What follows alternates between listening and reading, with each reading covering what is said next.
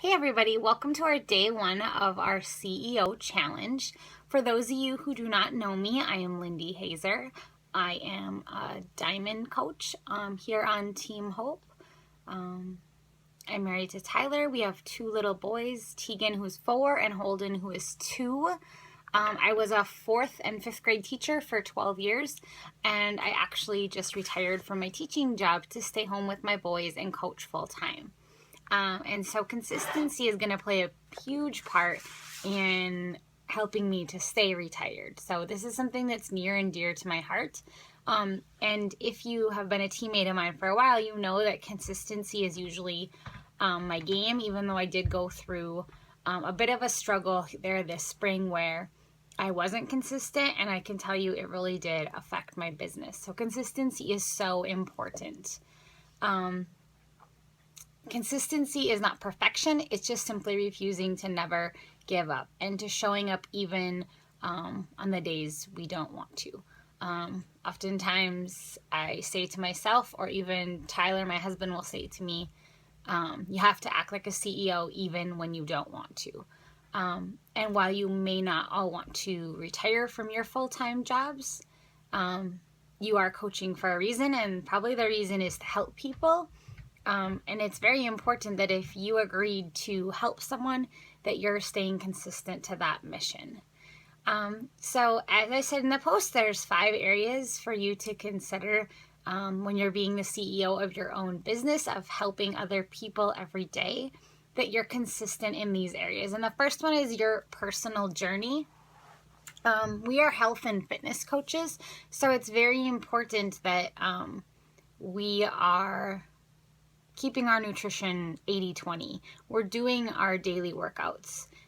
We're drinking our Shakeology, and we're doing our daily personal development.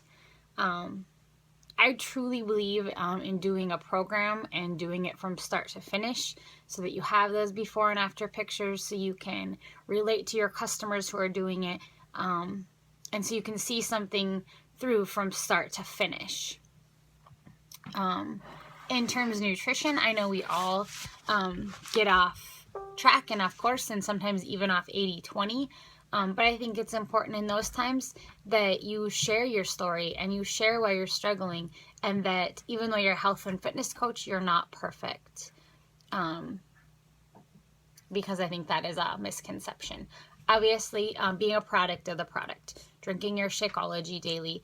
And I probably should have started with personal development first, because I truly believe, and I've learned, that in order for any growth to happen and to continue to stay growing, you need to be changing your mindset. And the best way to do that is through personal development. I also like to add in daily affirmations, and so instilling that belief in myself. I am a child of God. I am a loving and patient wife and mom. I am a 2-star diamond Beachbody coach. I say those things to myself so many times throughout the day out loud, so that I can fake it till I make it. And so we need to be sure we're being consistent in our own journey. The next area we need to be consistent is in inviting. We want to invite others to the opportunity that's helped change our lives, whether that be it helped change your health and fitness, or it has helped change your whole path for your life, like me. And the way that you stay consistent in inviting is to do your power hour or your power of 3s, whatever you want to call it. And we're going to actually have a day on Power Hour on Wednesday and showing you how to construct one of those, but it's something you just need to do. You need to get her done. You need to invite those 3 to 5 people every day. You need to add those 3 to 5 people to your network. You need to invite people to the coaching opportunity and to your challenge groups. And when you're not, before you invite them, you'll need to form them. You need to connect and like, hey girl, chit chat with them so that they know that you care, and that you're going to be there for them when they need you. Power Hour is something that I underestimated when I started coaching. I didn't think I needed to do it because I had so many people coming to me. And for me, my network is pretty large. And because I was a teacher and like well known in a church and community, I already had a trust built with a lot of people already. So it did take me a long time for my warm market to start drying up, but I will tell you that it will happen. So you need to be sure that you're inviting people to join you in clean eating weeks, in free fitness groups, in 21-day challenge groups, and inviting them to the coaching opportunity that changed your life and I guess changed it in the fact that now you want to pay it forward and help others. I've heard before that it is not up to us to deny someone else the opportunity. So we need to invite people to coach right alongside us. Sometimes it may feel like that you're hearing no a lot. And I just need to encourage you when you're inviting to go for no. It's okay to hear no, because like you're going to learn on our follow-up day, the fortune really is in the follow-up. And sometimes with some people, you actually may hear no 7 to 10 times before you hear a yes. And that's okay, because no doesn't mean no. It just means not right now. They're not ready to get started on their journey with you right now, but that doesn't mean they won't ever be ready. And I think a lot of us were in that spot. I had said no to several challenge groups and Beachbody coaches before I got started with Val. So anything can happen. And if you don't ask, the answer is always no. And so if you are struggling with inviting, I really encourage you to just send out the invites, put your phone down or your computer down, close your laptop, and walk away. And if inviting is the hardest thing for you to do, you need to do it first.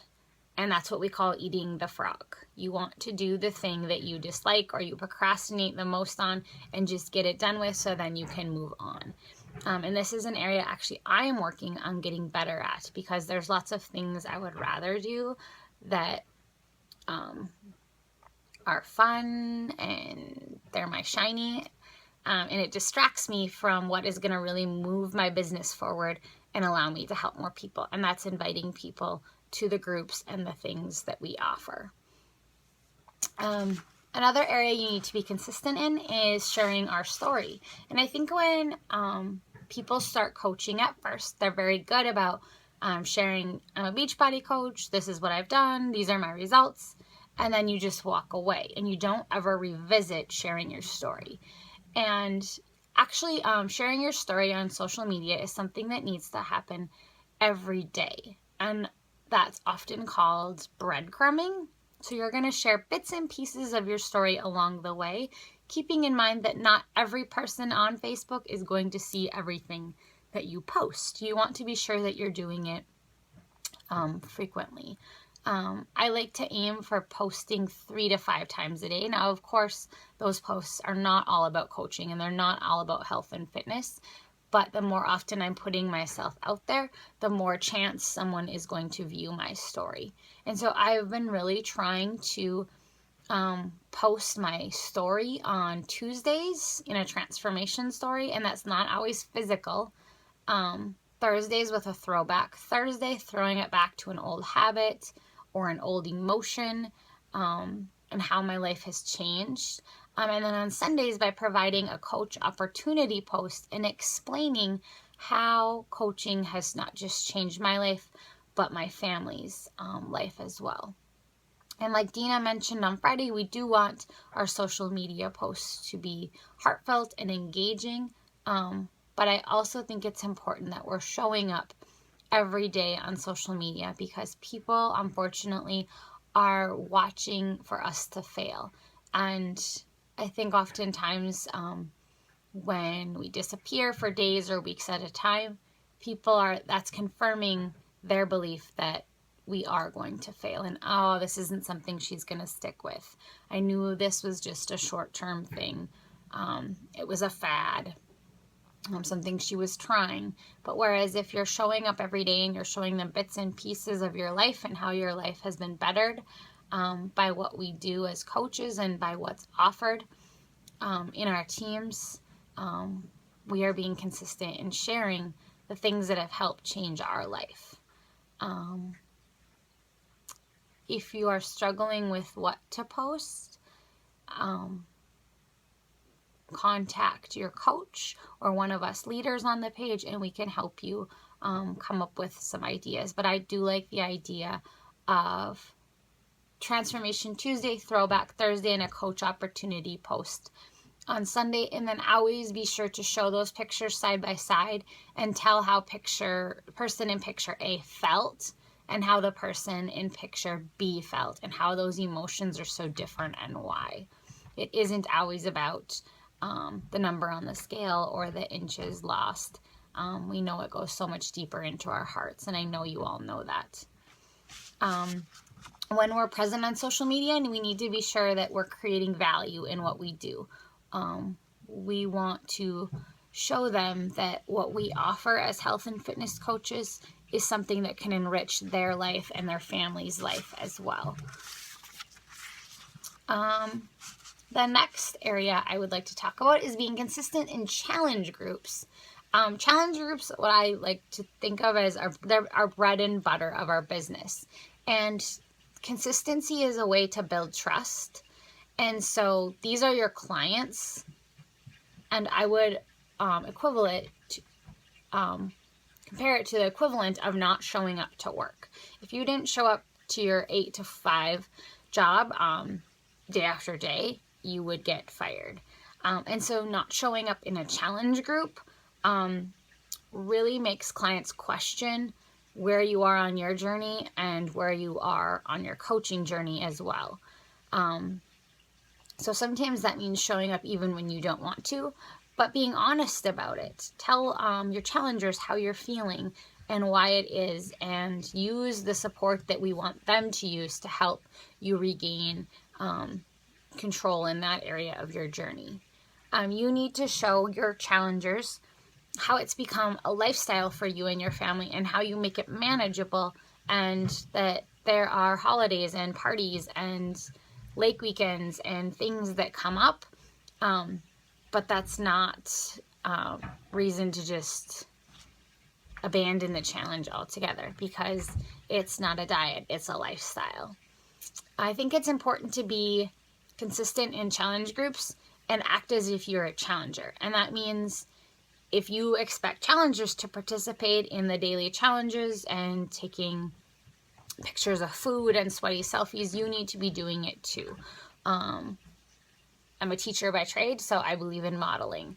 And our job as health and fitness coaches is to model the things that helped us receive the results that we were aiming for. And so if we post something we want our challengers to do, as coaches, we need to do it as well.